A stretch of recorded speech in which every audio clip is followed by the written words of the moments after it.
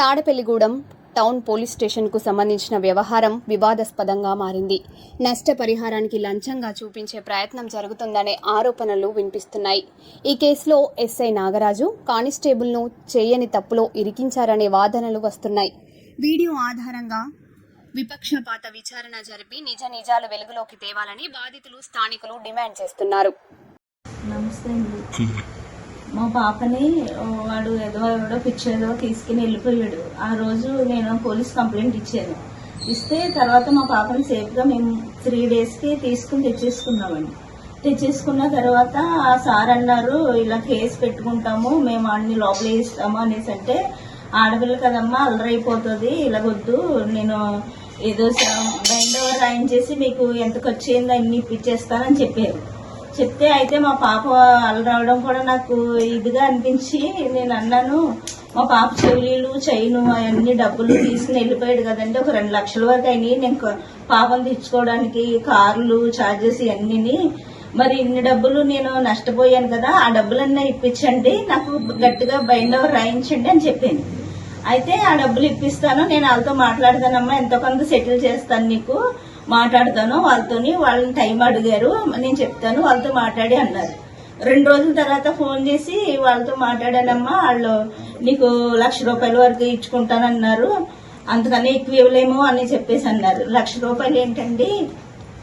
1 లక్ష రూపాయలు కాదు సారు, నేను బంగారం పోయింది, నాకు ఇది పోయింది, ఇవన్నీ పోయినాయి, కనీసం బంగారం నిడిపించేసి నా పిల్లల కోసం డబ్బులు అయినాయి కదా, నాకు 60,000 అన్నా 70,000 అన్నా, నేను 1 లక్ష రూపాయల కన్నా తక్కువ వద్దని చెప్పాను నేను.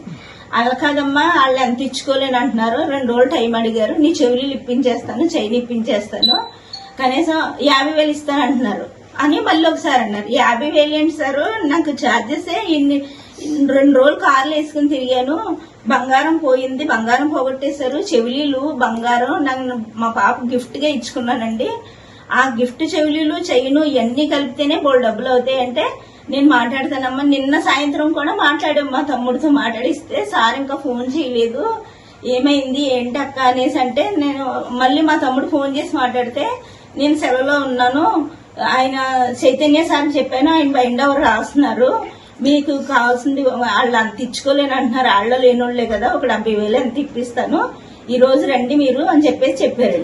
నేను ఆ సార్ ఫోన్ కోసం చూస్తున్నాను, సాయంత్రం లోపు ఫోన్ చేస్తారు కదా, వెళ్దాం కదా అనేసి స్టేషన్కి వెళ్ళేసరికి మీరు ఇక్కడ ఆ సార్ లేరు, అది ఇది మీరు వెళ్ళిపోండి అని చెప్పేసి వాళ్ళు ఇది చేస్తుంటే ఏంటి ఏమైందంటే, ఇలా సార్ ఏసీబీ ఇది అనేసి అంటున్నారు. ఏసీబీ ఇది చేయడం వల్ల నాకేం అర్థం కావట్లేదు, ఏంటి మా కోసం ఇంత కష్టపడి ఇలా చేశాడు సారు, ఈ సార్ని ఏసీబీ వాళ్ళు ఇలా చేయడం ఏంటి, ఒక అమ్మాయికి న్యాయం చేయాలని అతను కనీసం 2 లక్షలు కానించి ఇంత కనీసం నేను సార్ ఆడు డబ్బులు నాకెందుకు, కనీసం నా డబ్బులు నాకు వచ్చాయి, నేను నష్టపోయిన డబ్బులన్నీ ఇప్పించండి సారు, నాకు వెనకాల నాకు పిల్లలతో 4 పిల్లలతో ఉంటున్నాను, నేను సింగిల్ పేరెంట్ ని, నేను అవన్నీ ఖర్చులు పెట్టుకుని నేనంతా అప్పు చేసుకుని వాళ్ళ దగ్గర చేసుకుని తెచ్చుకున్నాను, అవన్నీ ఇప్పించండి సార్ అన్నాను నేను.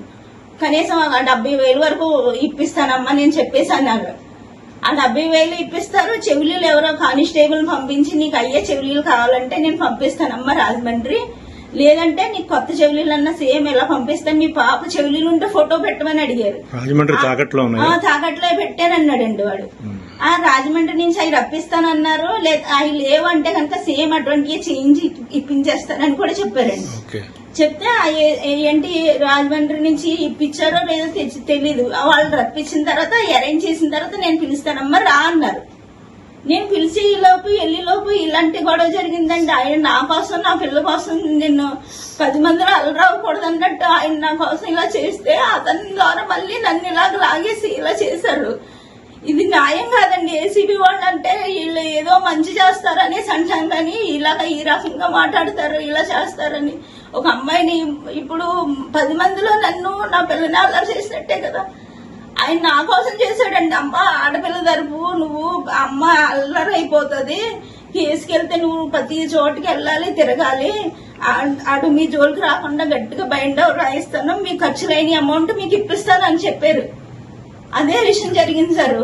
ఏసీబీ వాళ్ళకి చెప్పండి, మాకు న్యాయం చేయాలన్నసరికి అతను నేను నా పట్ల చాలా బాగా మాట్లాడి నీకు న్యాయం చేస్తానమ్మా, ఇలా చేస్తానమ్మా, అలా చేస్తానమ్మా, నీ డబ్బులు ఎంతో కొంత ఇప్పిద్దని నువ్వు కూడా ఆలోచించమ్మా, వాళ్ళు లేనోళ్ళు అనుకుంటా అంత ఇచ్చుకోలేరమ్మా, నువ్వు ఆలోచించమ్మా అనేసి నాకు ఇలా చేసి చెప్పారు. కనీసం నాకు ఖర్చులన్నా ఇప్పించండి సార్ అని అడిగానండి. నేను 20,000 పెట్టుకుని ఎక్కడో కట్టి మళ్ళీ 20,000 పెట్టి కార్లు వేసుకు తిరిగి ఇవన్నీ డబ్బులు అయ్యినాయి. కనీసం నా చెవులీలు బంగారం అవన్నీ అక్కర్లేదు, కనీసం నా చెవులీలు ఇప్పించండి, డబ్బులు నాకు అయిన ఖర్చులు ఇప్పించండి అన్నాను నేను. ఆ ఏదో డబ్బులు నాకెందుకు, ఈ ఖర్చులు అయిన డబ్బులు ఇప్పించండి అన్నానండి నేను. ఇది సార్ జరిగింది.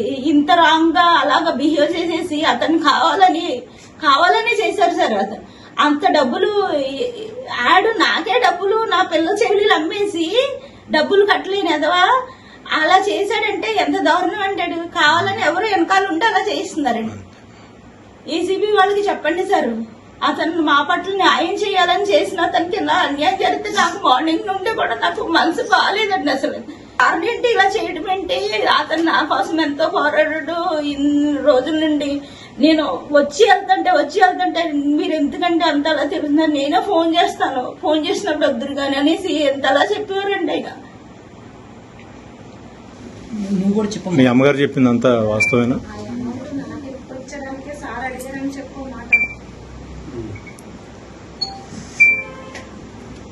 సార్ ఏం తప్పు లేదు సార్, మేమే అడిగాము డబ్బులు చెవులీలు ఇప్పించమంటే ఇప్పిస్తామన్నారు అంతే. సార్ మిస్టేక్ ఏం లేదు దీంట్లో. చెవులీలు ఎక్కడ పెట్టారు తాకట్టు? రాజమండ్రిలో పెట్టారా? వాడు తాకట్టు పెట్టలేదండి, అమ్మేశాడు. అమ్మేస్తే నేను అన్నాను నాకు అయ్యే కావాలని అడిగానండి. అయ్యే కావాలంటున్నారు కదమ్మా, ఆ షాప్ కి పంపిస్తాను, రప్పిస్తాను, లేవంటే కనుక సేమ్ అలాంటివి చెయ్యి ఇష్టమని చెప్తాను, ఫోటో పెట్టండి అని అడిగారు.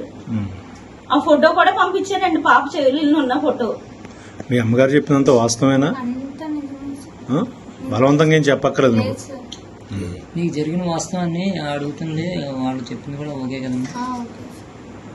సరే.